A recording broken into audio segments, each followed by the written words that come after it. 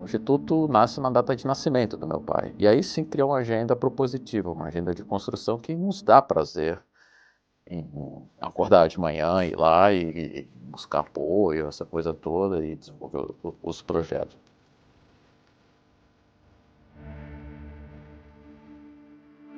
Bom, na realidade, nunca houve esse projeto, até 2008, né? A família, a gente achava que em algum momento as pessoas iam esquecer dessa história, que o tempo ia levar para o esquecimento ou sair do interesse ah, das pessoas. Existe o prêmio Vladimir Herzog, né? Então, na realidade, em 78 foi criado o prêmio, que é uma coisa que sempre levava para a pauta a história do meu pai, em outubro, por conta da celebração, da cerimônia de entrega do prêmio. E nessa época sempre a família acabava sendo abordada para dar um depoimento, compartilhar documentos, fotografias para então a gente tinha a gente recebia um contato muito forte da imprensa e às vezes de alguns estudantes ou até pesquisadores. E era um processo cíclico, né? Então, tipo assim, sei lá, no quinto ano da morte aumentava, aí depois diminuía, aí no décimo só aumentava, diminuía. Ou acontecia algum evento, eleições no Brasil em 85, aí joga mais foco, enfim, coisas da história do Brasil que se correlacionavam com o caso do meu pai, às vezes trazia de novo o caso do meu pai como uma pauta de interesse e chamava novamente o olhar das pessoas, e as pessoas iam conversar com a gente e pedir. Em 2008, foi o 30º prêmio Vladimir Herzog. Exato, 30º prêmio Vladimir Herzog. E foi criado um prêmio especial com apoio do Centro de Informações das Nações Unidas e da Secretaria Especial de Direitos Humanos, o Vlado Vitorioso, que foi conferido a algumas pessoas que tiveram destaque ao longo desse tempo na defesa dos direitos humanos ou correlatas ao caso Vladimir Herzog. Bom, eu sou engenheiro, mas eu tive várias encarnações, eu costumo dizer, né? A minha primeira encarnação profissional foi na área de tecnologia, né? Então, eu trabalhei com programação de computador, aprendi sozinho, eu gostava dessas coisas. Então, eu sabia fazer um site, por exemplo. Aí, em 2008, eu falei assim, pô, todo ano o pessoal vem conversar com a gente dá fotografia, dá documento, perde a informação que sai imprecisa. Será que não seria o caso de a gente organizar isso daí de alguma maneira, botar na internet? Eu mesmo consigo fazer isso. Aí a pessoa quer uma foto, ó, ela vai falar, qual foto você quer? Vai lá na internet, escolhe uma, você vê, eu te mando o arquivo em alta. Colocar a história do caso Herzog em documentos na internet, bem preparada, essa coisa toda, para que tenham referências boas, sólidas. E essa ideia nasceu no final da entrega da cerimônia no ano de 2008. Eu comentei com algumas pessoas que habitualmente frequentavam o prêmio Vladimir Herzog, que foram colegas do meu pai, jornalistas, amigos da família, tal, todo mundo começou a achar uma ideia muito boa, e aí começou a surgir a ideia disso se tornar uma organização, um organismo, uma pessoa jurídica, né? E eu costumo dizer que foi um processo de gestação como de fazer um filho, porque a gente começou a pensar em outubro e o Instituto nasce no final de junho, né? Foram 8 meses de gestação, né? E essa gestação, na realidade, foi um grande planejamento estratégico. O que seria o Instituto Vladimir Herzog? Qual seria a sua missão? Qual seria o seu papel? O que a gente quer com esse instituto? O que a gente quer? Onde a gente quer chegar, né? E a visão, a primeira ideia que a gente teve era um trabalho realmente de criar um acervo, de organizar essa memória, primeiramente do meu pai, mas rapidamente começou a perceber que existia um potencial muito grande de organizar a história sobre o que aconteceu, o que foi essa perseguição política, o que foi a ditadura, o que foi essa história política daquele período. Uh, e também a gente, logo de início, até muito pela natureza das pessoas que formaram o primeiro conselho do Instituto, a gente também tem um papel de apoio ao prêmio Vladimir Herzog, que é um prêmio que busca proteger, valorizar o trabalho daqueles jornalistas que fazem matérias sobre direitos humanos, sobre a defesa dos direitos humanos e proteger esses comunicadores. Na realidade, o prêmio ele tem muito esse papel, né? Ele é um prêmio que não tem premiação em dinheiro, é só o mérito. Mas quando você coloca visibilidade sobre o ganhador, você cria uma rede de proteção a esse comunicador, né? Então é isso, assim, a ideia da criação do Instituto, ela nasce no final de 2008 e aí tem questões simbólicas, né? O Instituto nasce na data de nascimento do meu pai, que a gente também percebeu que até então, nos 30 e poucos anos anteriores, sempre que a gente falava sobre o meu pai, era numa agenda ligada à morte do meu pai, no mês da morte do meu pai, que é uma coisa chata, pesada. A família nunca se recusou a falar sobre isso, porque a gente entende da importância disso, mas nunca teve prazer em fazer isso. O Instituto nasce na data de nascimento do meu pai, e aí sim cria uma agenda propositiva, uma agenda de construção que nos dá prazer em acordar de manhã, ir lá e buscar apoio, essa coisa toda, e desenvolver os projetos. Uma coisa de dar continuidade de alguma maneira ao que meu pai fazia, né? Então eu costumo sempre fazer, quando eu dou entrevistas, assim, muitas vezes em colégio, que o Instituto foi o melhor processo de terapia para mim. Resolver as questões sobre como tratar a história do meu pai e aliviar, né? Sair de uma coisa pesada para uma coisa leve, para uma coisa que nos traz orgulho. Não dá para dizer que eu tenho orgulho da morte do meu pai, mas eu tenho muito orgulho do trabalho do Instituto. Só o desafio de criar a organização para manter essa história, para cuidar disso, a gente não tinha recurso nenhum, né? Eu lembro quando a gente fez a festa de lançamento do Instituto na Cinemateca, a gente passou o chapéu para conseguir. Eu tinha trabalho na minha encarnação anterior, eu tinha trabalhado na Ambev, eu falei com meus amigos da Ambev, consegui doação de cerveja para o evento, Coral Luther King se apresentou de graça, conseguimos cadeiras emprestadas e algum dinheirinho para ter algum comes, né? Passamos chapéu, então a gente não tinha dinheiro absolutamente para nada. Então, o primeiro ano a gente estava com o desafio de conseguir algum dinheiro para eu ter uma pessoa para atender o telefone. Eu, como profissional do mundo privado, antes de entrar no terceiro setor, eu acho que a minha grande virtude é como administrador, como gestor. Então, eu acredito em orçamento, execução, planejamento, essa coisa toda. Então, e profissionalismo. Então, se eu criei um CNPJ, é trabalho, tem que ser bem feito, né? Essa exigência vem muito. Minha mãe era uma profissional muito exigente. Acho que eu herdei disso e sempre me preocupei muito em entregar alguma coisa que fosse uma qualidade, por menor que fosse a coisa mais simples que a gente estivesse fazendo, tinha que ser uma coisa muito bem feita, né? Então, a minha preocupação era ter um telefone para atender, contratar uma pessoa, né? Para poder arrumar essa história do meu pai, que ela era muito mal contada. Ele se suicidou?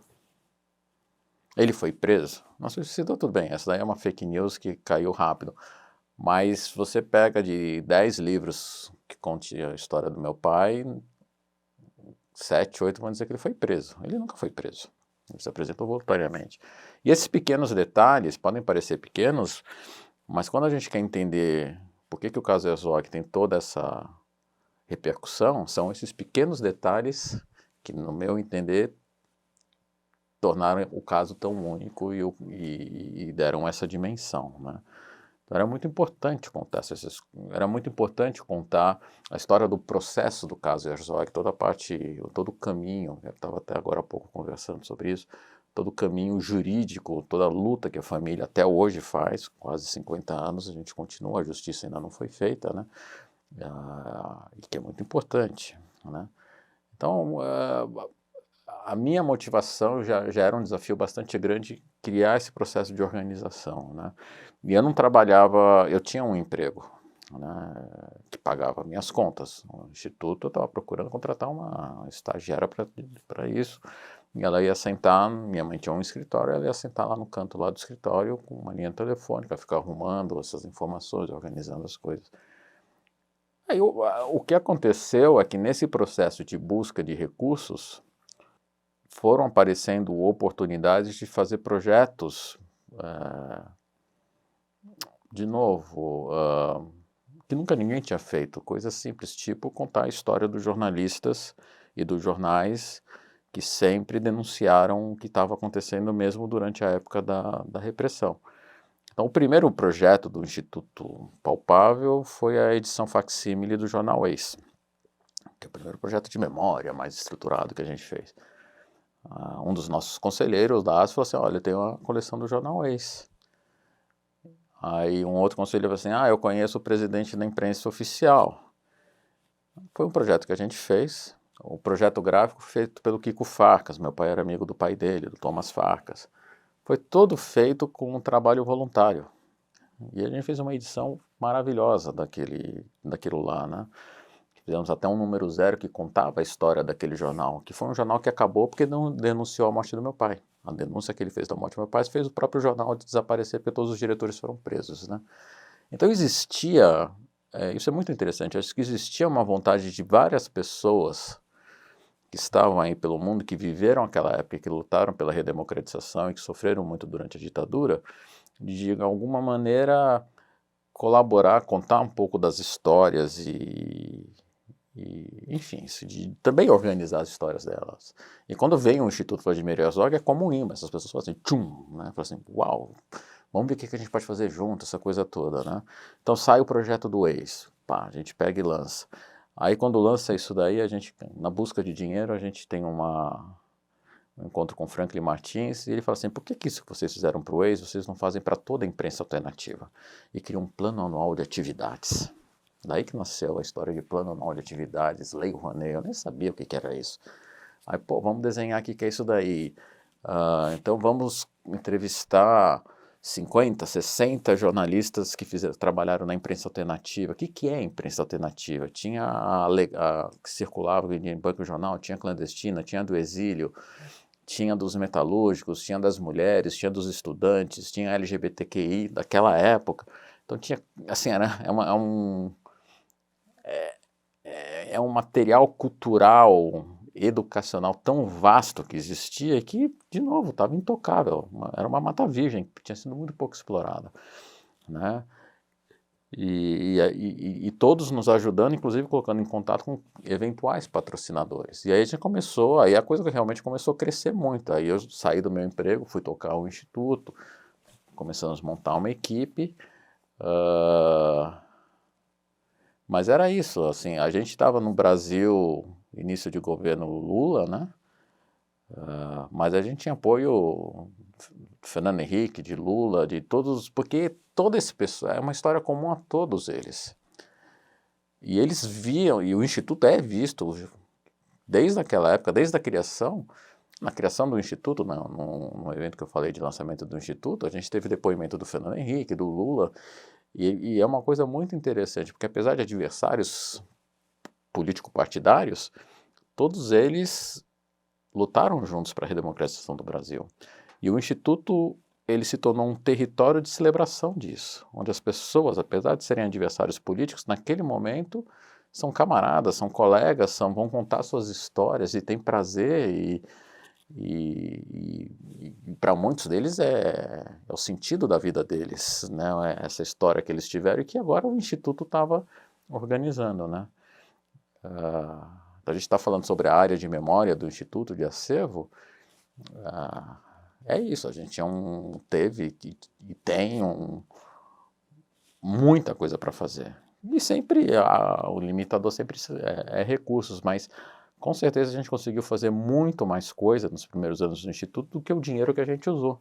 Porque tinha essa militância das pessoas que viveram aquele período, querendo usar esse espírito de militante deles para trabalhar colaborando para contar toda essa história. Eu acho que por isso que o Instituto cresceu tão rápido, principalmente nessa área de memória. Assim, parece que é tudo muito fácil, foi muito difícil, né? A gente tinha dinheiro para projeto, mas não tinha dinheiro para pagar conta de luz, né? Sempre foi difícil conseguir dinheiro de patrocínio mesmo. Um trabalho voluntário você consegue, mas aí tem coisas que efetivamente tem custo, e você precisa fazer.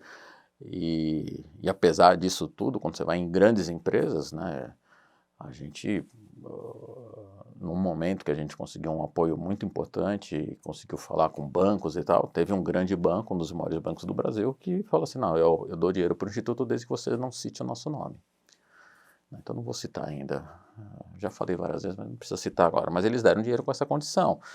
Eu lembro que eu visitei os maiores escritórios de advocacia pedindo apoio, e eles falaram assim, pô, a gente gostaria muito de apoiar, mas isso vai me criar problema com os meus clientes, com alguns dos meus clientes, né? Então é uma doideira isso. Então, assim, todo mundo quer fazer parte, mas ainda é uma sociedade clandestina. Eu quero fazer parte, mas não conta para ninguém, né? Vários setores, principalmente quando a gente fala de empresas, né? Dentro da minha visão de gestor, eu entendia que que o projeto que a gente fez de imprensa alternativa, o projeto Resistir é Preciso, que deu origem à estruturação do Instituto, ele tinha um ciclo de vida finito. Se eu ficasse só com esse projeto, o Instituto desapareceria. Então, eu precisava começar a pensar em outras coisas.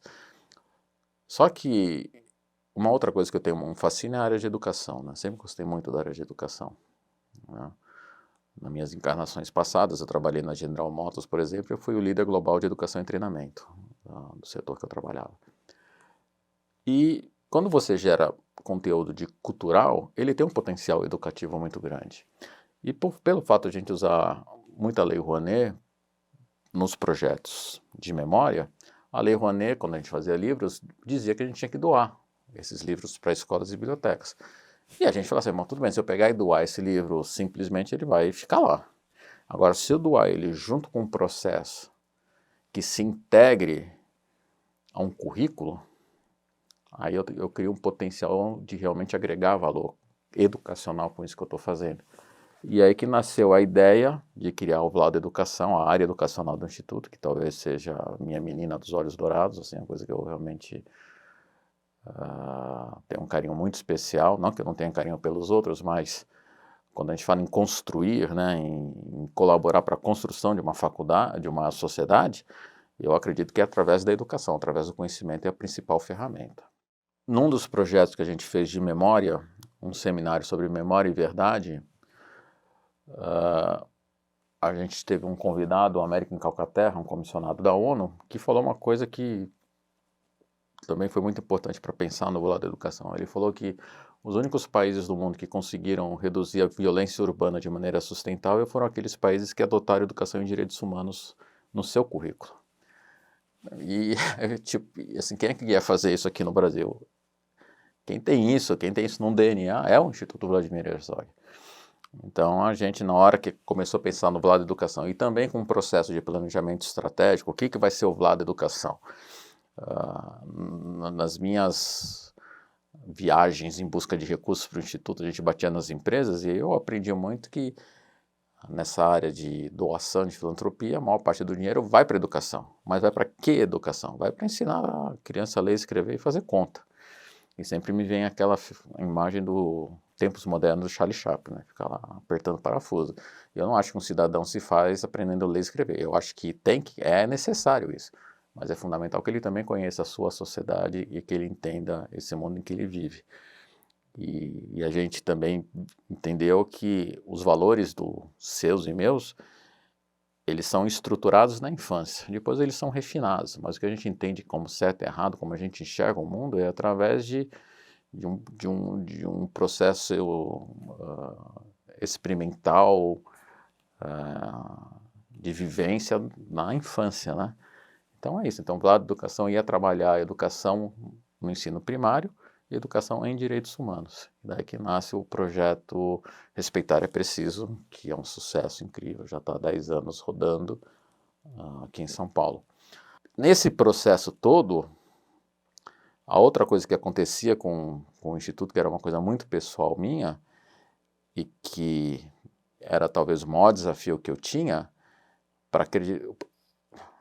para eu acreditar que o que a gente estava fazendo era certo, ele tem que deixar de ser um processo de força e precisa se tornar um parto natural. Ou seja, eu tinha que sair do circuito. Me incomodava muito o Instituto Vladimir Herzog ter o Ivo Herzog à frente pedindo dinheiro. É um contrassenso do... Se o Instituto, ele tem que ser maior do que a família. Ele tem que existir pelos seus próprios méritos, não pelos méritos da família. Então eu tinha essa coisa na minha cabeça que a gente tinha que criar um processo, uma construção através do desenvolvimento de áreas, jornalismo, memória e naquela época já educação, onde ele ia criando modelos de sustentabilidade que eu poderia sair. E começou a chegar perto desse momento, eu percebi que o Instituto estava começando a ficar maior do que eu, e eu faço uma brincadeira, mas é verdade, que o mundo tem 7 bilhões de pessoas, então estatisticamente tem alguém melhor do que eu para fazer o que eu faço. É estatística isso. Então, eu só precisava encontrar uma dessas pessoas. E aí que começou o namoro com o Rogério Sotilho, né? Então, era um instituto que mal se parava em pé ainda financeiramente, eu só queria trazer o ministro de Direitos Humanos para tocar o instituto, né? Então, isso era uma outra coisa que eu aprendi na minha época de Ambev. A gente tem que sonhar grande. Dá o mesmo trabalho que sonhar pequeno. Por que eu vou ficar sonhando pequeno? Eu sonho grande e dali a gente ajusta as coisas. E aí a gente fez uma construção que demorou, né? Veio o impeachment da Dilma, o Rogério saiu do governo, aí ele tinha que ficar um tempo fora. Veio, a gente fez um processo de transição duro, difícil para mim pessoalmente. É tipo você ter um filho e o filho sair de casa. Não é fácil para os pais, né? Assim, tipo assim, não dava mais para eu dar boa noite pro filho à noite. Sair de casa. Então foi doloroso eu conseguir eu ocupar o papel que eu ocupo hoje da maneira correta, que é no conselho, saindo do operacional, né? Mas foi bem construído, foi bem sucedido e o Instituto vem trazendo os resultados que tem trazido, né? O que eu acho que é interessante é esse processo de desenvolvimento orgânico, onde, por uma demanda lá atrás, durante 40 anos, sobre história, nasce o Instituto cuidando de memória. Esse trabalho de memória, de maneira orgânica, se desdobra em educação também. Então, a gente traz uma área de educação. A importância política do Instituto vai crescendo por conta de todas essas articulações, então vem e nasce a área de advocacy, que está presente, e assim, o que vai ser o Instituto daqui a 10 anos? Eu não sei. O que a gente faz de lição de casa, de novo, trazendo essa questão estruturada e de profissional, é que a cada 5 anos a gente dá uma parada, entre aspas, e faz e revê, faz um planejamento estratégico. Porque o mundo no nosso entorno muda e o Instituto muda, os potenciais do Instituto mudam. Só para dar um exemplo, agora a gente vai passar por um processo de planejamento estrutural. Quando a gente fala de educação, quando a gente criou a educação no Instituto há 10 anos atrás, os temas de rede social, essa coisa toda, discurso de ódio, isso não era um ponto com a dimensão que ele tem hoje. E ele é um ponto posto, que não adianta eu falar que eu não concordo e continuar fazendo as coisas como eram antigamente. As crianças têm celular. Então, como é que eu olho isso e como é que eu ajusto a nossa estratégia na área de educação para eu continuar tendo eficácia no nosso projeto de educação? Então, as áreas nossas que a gente trabalha, até mesmo porque a gente usa um dinheiro, a gente não vende um produto, a gente presta serviços. Então, a gente tem que garantir que a gente presta bem esse serviço. E para isso eu tenho que sempre estar olhando quais são as demandas e como eu posso responder da maneira mais eficaz a essas demandas e dessa maneira garantir o bom uso desses recursos que a gente recebe. Olha, a área que eu tenho mais apreço não é uma área. O que eu tenho mais apreço para o Instituto é quando eu trago, e em qualquer coisa que eu fiz na vida, é quando eu trago uma pessoa e vejo essa pessoa se desenvolver profissionalmente dentro da organização, né? Então, talvez o caso mais notório que a gente tem dentro do Instituto Vladimir Herzog, a gente tem outros casos, mas o Juliano entrou como estagiário, Juliano Galli. Hoje, a área que ele toca toda a área de jornalismo, representa a gente na Comissão de Direitos Humanos, eu nem sei mais que ele cuida da área de proteção aos comunicadores, mas eu fico muito feliz de ver esse processo de desenvolvimento profissional das pessoas, né? A gente tem vários funcionários com muitos anos de casa.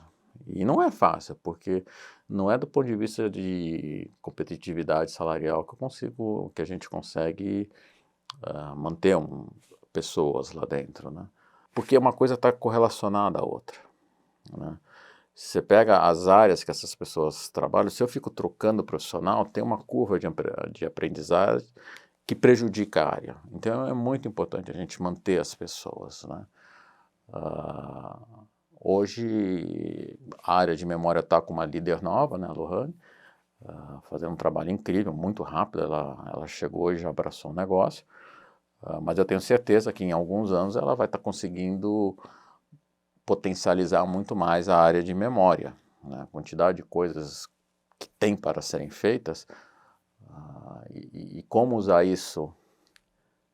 E daqui é uma coisa muito importante. Quando a gente fala de memória, você tem muita gente que trabalha com tema de memória.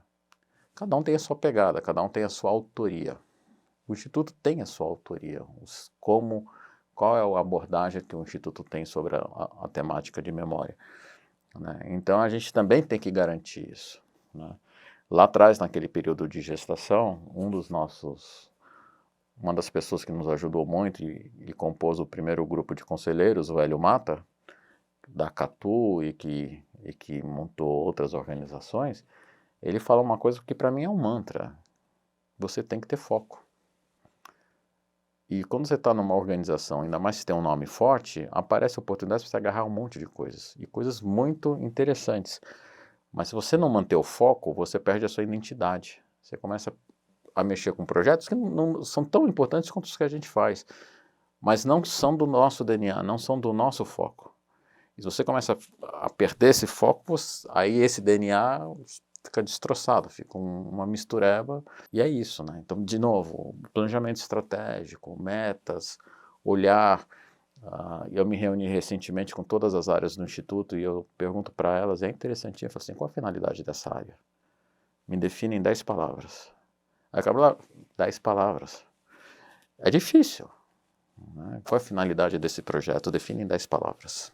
Esse projeto que a gente está fazendo agora. A gente está fazendo... Não, a gravação é o meio. Qual a finalidade? Para que eu quero? Qual é o impacto que ele vai causar? Né? A gente está aqui por estar aqui, podia estar em outro lugar. Mas as pessoas... Eu acho que qualquer coisa que a gente faz porque a gente acredita na finalidade daquilo lá. Por que a família... A gente sabe tudo o que aconteceu no caso do meu pai. Por que a gente continua brigando? Por que eu estou aqui agora? Não tenho nada a ganhar com isso. Não, eu tenho, porque eu acredito no impacto que isso dá, no que isso pode colaborar na construção de uma sociedade melhor, enfim.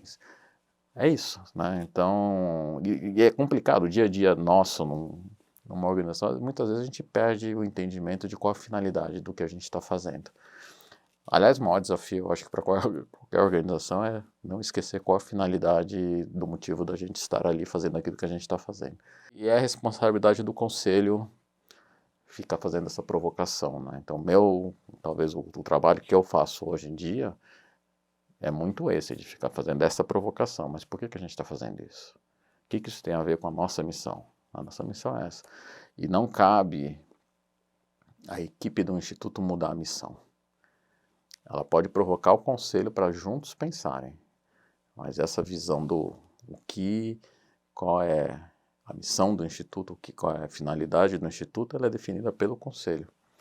Como a gente vai fazer isso? Aí a equipe do Instituto tem um papel vital de encontrar os caminhos da maneira mais estimulante, impactante, apaixonante de como fazer isso.